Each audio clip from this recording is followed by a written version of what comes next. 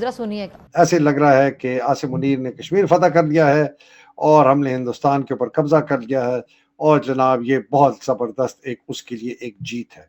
ऐसी बिल्कुल बात नहीं है। क्या आपको लगता है कि अमेरिका हमें भी यूज कर रहा है जिस तरह पूरे मिडिल ईस्ट को यूज कर रहा है और नया नक्शा भी उनके पास है और 50,000 से ज्यादा उनके फौजी पूरे मशरिक़ वस्ता में फैले हुए हैं? 4 दिन पहले हम यूएन सिक्योरिटी काउंसिल में कह रहे हैं कि हम कंडेम करते हैं ईरान के ऊपर जो एग्रेशन हो रहा है इजराइल का, और हम अमेरिका को बेसिस दे दें और कहें जी कि जो काम हम इजराइल को कंडेम कर रहे हैं वो अमेरिका को अलाउ करते हैं वो कर लें। मतलब तो यही है कि पाकिस्तान ईरान पर होने वाली बमबारी से खुश नहीं है। होना तो ऐसे ही चाहिए था, लेकिन जब आप अगले जुमले पढ़ते हैं और सुनते हैं तो उससे आपको पता चलता है कि बात ये नहीं है, बात इससे उलट है। कहीं हम भी तो ईरान से नाराज़ नहीं है, या हमारे फील्ड मार्शल साहब ने जाके ईरान की शिकायत तो नहीं लगा दी वहाँ पर। लग तो ऐसे ही रहा है जो ट्रंप के अगले जुमले। डोनाल्ड ट्रंप को एक बंदा चाहिए, गुलाम टाइप का, नौकर टाइप का, जिसको बोले कि तुम यहाँ पे ये कर दो वो कर दे। पाकिस्तानी को ये नहीं लगा कि हमारे साथ कुछ गेम हो रहा है, ये इसी में खुश है कि लंच में क्या था, वहां पे मेन्यू डिस्कस हो रहा है, तो मैं जहर खिला रहा है वो। मैं समझता हूं कि ये लंच एक ऐसा लंच है कि खुदा न खास्ता ये पाकिस्तान को तबाह और बर्बाद कर सकता है। ये इतना खतरनाक लंच था, इसमें आसिम मुनीर की कोई बढ़ाई नहीं है। Pakistan is not for sale, okay, but Pakistan is available on rent. आप पाकिस्तान को किराए पे ले सकते हैं, जैसे इसके पहले चीनियों ने किराए पे ले रखा था। बात तो सही है। हमारी फौज तो आपको पता है शुरू से बिकती नहीं है, बिकते नहीं है हमारे जनरल, वो तो रेंटल डिपो है। हम तो जो आएगा पैसे देगा उसके लिए काम करते हैं, तो खरीद कोई नहीं सकता। अब फिर जरूरत पड़ गई है अमेरिका को तो वो रेंट आउट करे। ट्रंप ने मिलिट्री बेसिस मांग ली है पाकिस्तान से। कौन सी बेसिस है जो पाकिस्तान देने वाला है? एक है बलूचिस्तान में, दूसरा है नूर खान बेस।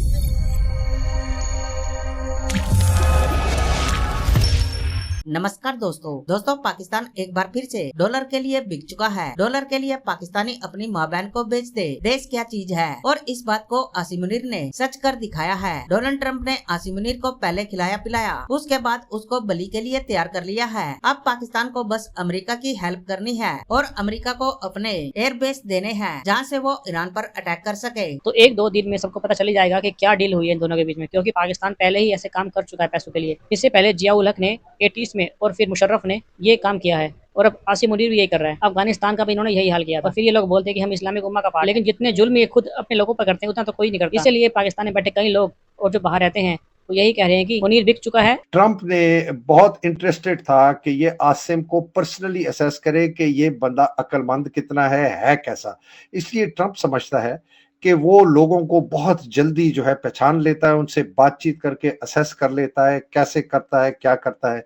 तो ये जानना चाह रहा था कि ये बंदा किस खेत की मूली है। पर्सनैलिटी, उसकी कैरेक्टर, बातचीत करके आंख में डाल के असेसमेंट करनी थी आसिम मुनीर की कि इस आदमी के साथ मैं चल सकता हूं कि नहीं, ये झूठा है, फरेबी है, फ्रॉड है, नहीं है। पहली ये बात। दूसरी उन्होंने कहा कि जी असेसिंग कंट्रोल कि आसिम मुनीर का पाकिस्तान के ऊपर कंट्रोल कितना है। ये उसके सवाल जवाब में इनडायरेक्टली डायरेक्टली पूछ रहा होगा कि जी पाकिस्तान के ऊपर इसका कब्जा मुकम्मल है, इसके खिलाफ कोई मूवमेंट तो नहीं चलेगी, इसको कोई उतार तो नहीं देंगे, कोई फौजी इसके खिलाफ नहीं होंगे। तो इसलिए आसिम मुनीर अपने साथ आसिम मलिक को भी लेके गया, DGISI को। हो सकता है कि वो उसके साथ कोई और बातचीत चल रही हो, जो कि हमें पता है कि ट्रैक 2 चल रहा था अमेरिकन सेंटकॉम का, कुरेला का, कि यार अगर आसिम मुनीर नहीं हमारे फायदे में आता या ये कंट्रोल नहीं कर सकता फौज को तो आसिम मलिक को लगाया जाए। एक बहुत पुरानी बात आपके सामने पहले से भी आई हुई है। तो ये है कि Xi does he have control over the army और फौज का। तीसरी असेसमेंट थी कि क्या आसिम मुनीर वो डिलीवर करेगा जो हम चाहते हैं। मैं उसके ब्रीफिंग नोट्स जो लोगों ने बताया कि जी इस किस्म की हमें ब्रीफिंग नोट्स के हमने शेयर किए थे ट्रंप के साथ कि ये पाकिस्तान को हमें पोजीशन।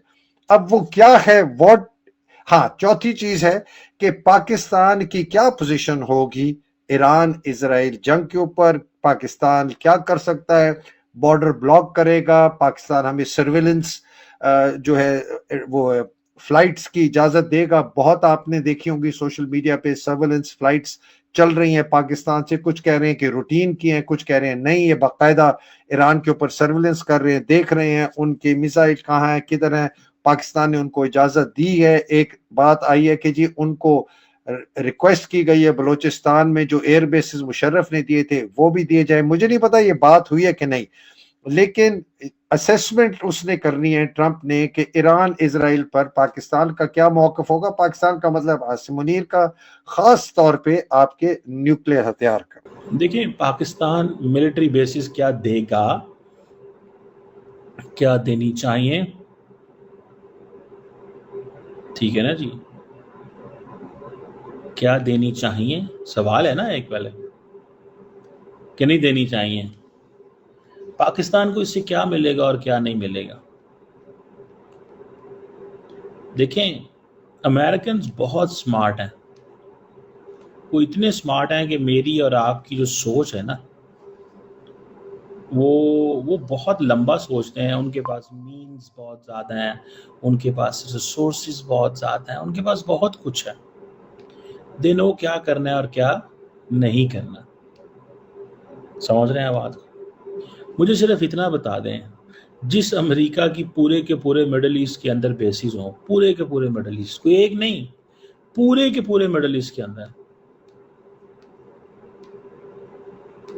आप क्या समझते हैं कि आप उसको चाहिए कुछ? जिस मिडल ईस्ट की, वो जैसे कहते हैं ना, पूरे के पूरे मिडल ईस्ट में अमेरिका की बेसिस हैं, लेकिन उनको पाकिस्तान की बेसिस चाहिए। अब ये थोड़ी सी स्टोरी है जो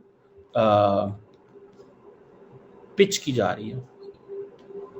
देखिए, पाकिस्तान जो यूएन सिक्योरिटी काउंसिल में ये कह रहा है कि हम इजराइल का जो एग्रेशन है ईरान के ऊपर, उसको कंडेम करते हैं। 4 दिन पहले हम यूएन सिक्योरिटी काउंसिल में कह रहे हैं कि हम कंडेम करते हैं ईरान के ऊपर जो एग्रेशन हो रहा है इजराइल का, और हम अमेरिका को बेसिस दे दें और कहें जी कि जो काम हम इजराइल को कंडेम कर रहे हैं वो अमेरिका को अलाउ करते हैं वो कर लें। जनरल साहब ने सबसे पहले अमेरिका को ज़रूरत थी इस वक्त पाकिस्तान की, अड्डे हों, जासूसी करवानी हो, इंटेलिजेंस शेयरिंग हो। अगर वहाँ पर कोई रिजीम चेंज, अब ऊपर से बम मारने से तो रिजीम चेंज नहीं होनी, बम मारते जाएंगे। अगर जो वहाँ पर लीडरशिप है वो बंकर्स के अंदर रहे तो फिर वो ऐसे रिजीम तो चेंज नहीं हो सकेगी। रिजीम चेंज के लिए तो बूट्स ऑन ग्राउंड होंगे। बूट्स ऑन ग्राउंड के लिए या तो वहाँ पर खाना जंगी या कोई और मामला ऐसा करवाना पड़ेगा। उस तरह के मामलात में फिर किसी भी नेबर का किरदार जो है बहुत कलीदी होता है, और नेबर भी ऐसा जिसको अगर ऐसे मामलात में अफगानिस्तान में उसकी सारी ट्रेनिंग हो चुकी हो। अफगान जंग यही थी ना, खाना जंगी थी। उसमें तालिबान ने जितनी भी जंग की है उसमें पाकिस्तान की सपोर्ट उनकी तरफ थी। ख्वाजा आसिफ ने तो खैर अगली ही बात कह दी थी कि हम 30 साल से ये गंदा काम कर रहे हैं और हम दहशतगर्दों को ये कर रहे हैं और वो कर रहे हैं। मैं वो बात नहीं करता, लेकिन जनरली तालिबान के साथ सपोर्ट तो शामिल थी इस तरफ से।